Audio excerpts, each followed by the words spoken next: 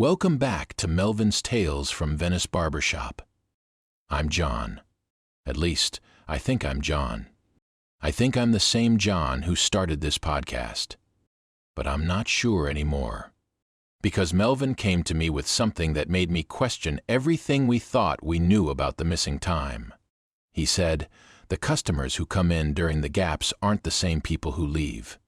I asked him what he meant, and he said, I'd been reviewing footage from before and after the time jumps, and I've been paying attention to the customers, their faces, their clothes, their mannerisms, and they're different, subtly different, but different. I told him he was being paranoid, but Melvin said, no, I have proof. Watch this. He pulled up footage from last Thursday. The timestamp showed 1:47 p.m. A customer walked in. Blue shirt, jeans, beard. He sat down in my chair. I started cutting his hair. Then the screen flickered. Time jump. When it came back, the timestamp showed 3:22 p.m. The customer was still in my chair. I was finishing the haircut. But something was different. Melvin paused the footage. He zoomed in on the customer's face. He said, look at his beard. Before the time jump, it was trimmed close. After the time jump, it's longer, not by much, but it's longer.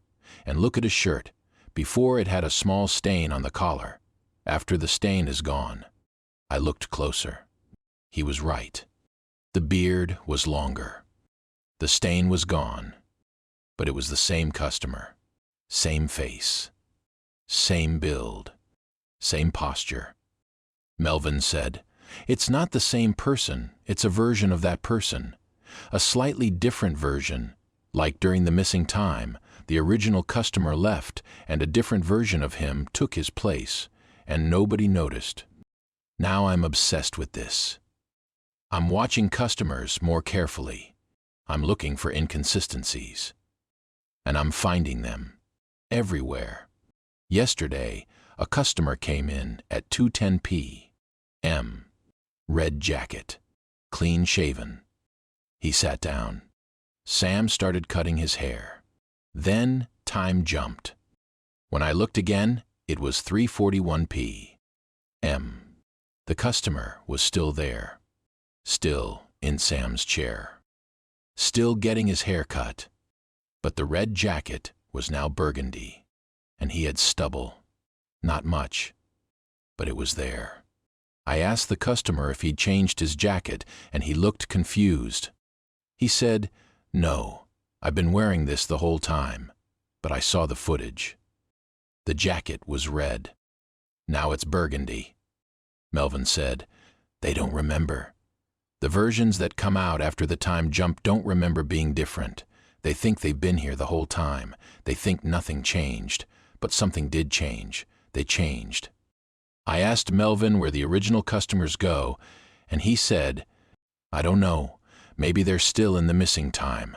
Maybe they're trapped there, or maybe they're replaced, swapped out, and the versions we get back are close enough that nobody questions it.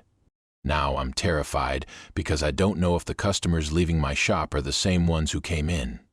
I don't know if I'm cutting the hair of the same person or a slightly different version of that person.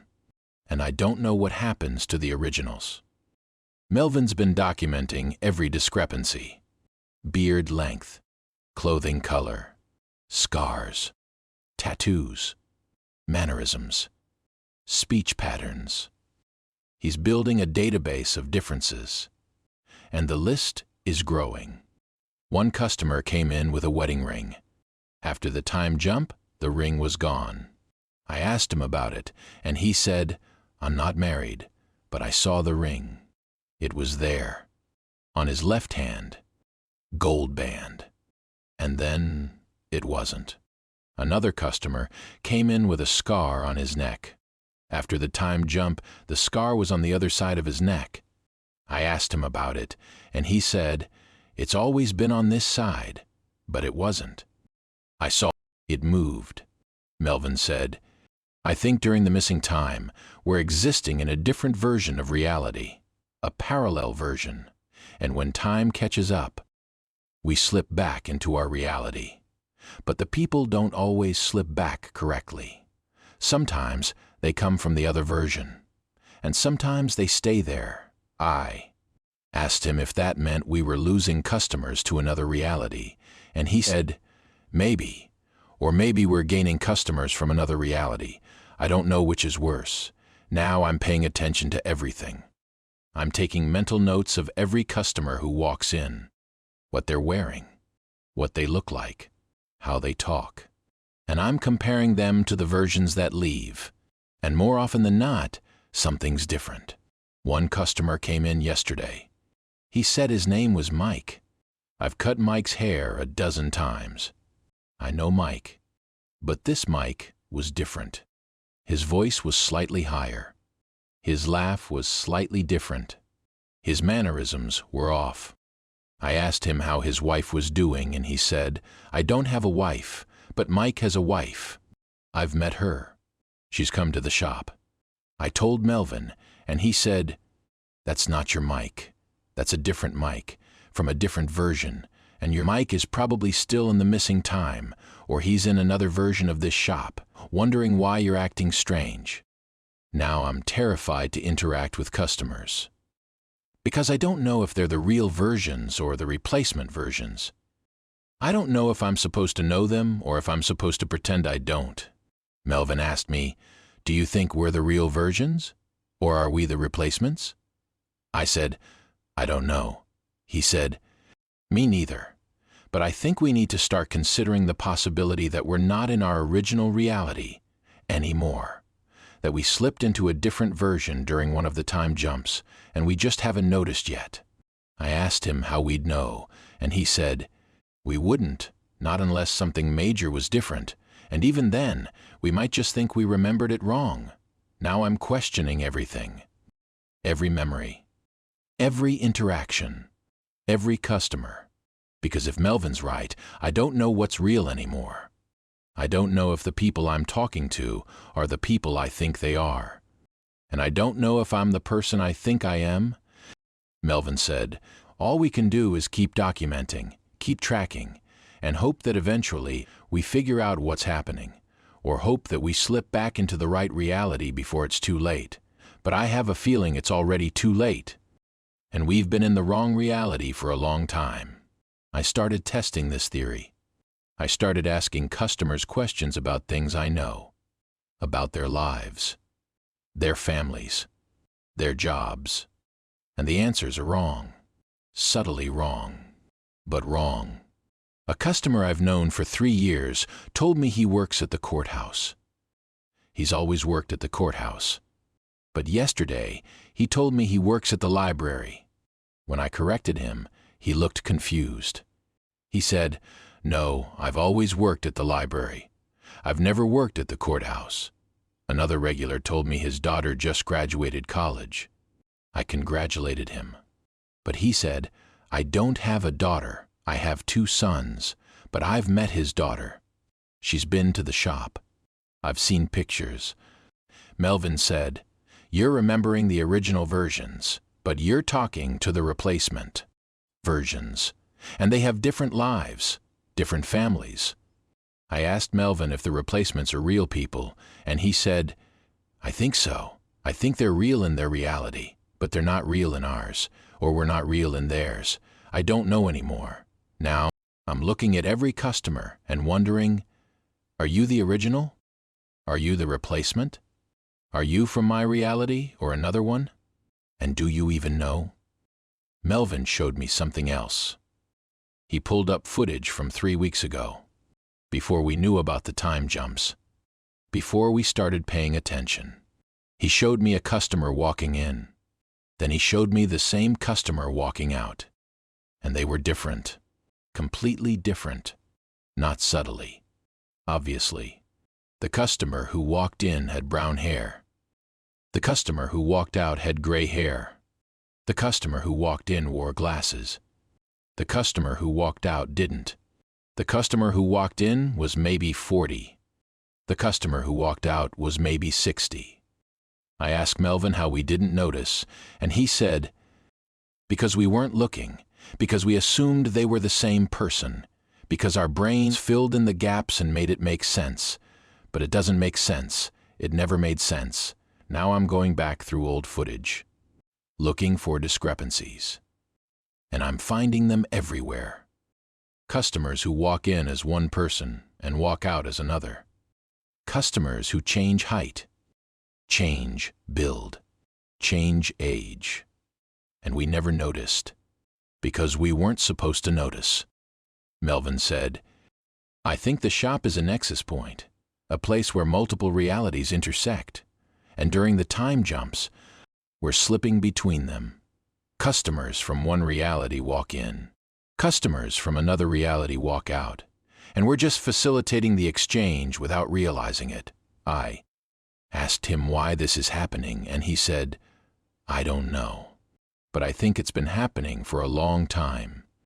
Maybe since the shop opened. Maybe since before. And we're just now noticing because I'm here to document it." I asked Melvin what we should do, and he said, "Nothing. We can't stop it. We can't control it. All we can do is observe, document, and hope we don't get lost in the shuffle. But I think we're already lost. I think we've been lost for a long time, and I don't know if we'll ever find our way back." Yesterday, I looked in the mirror, and for just a second, I didn't recognize myself. My face looked wrong. My eyes looked different. My reflection looked like a stranger. Then I blinked, and I looked like myself again. But I don't know if I'm the same myself I was before, or if I'm a replacement. A version from another reality who slipped into this one and doesn't remember. Melvin asked me, "Do you feel different?" I said, "I don't know." How would I know? If I'm a replacement, I'd have all the memories of the original. I'd think I was the original. I'd have no way of knowing I wasn't. He said, "Exactly. That's the problem.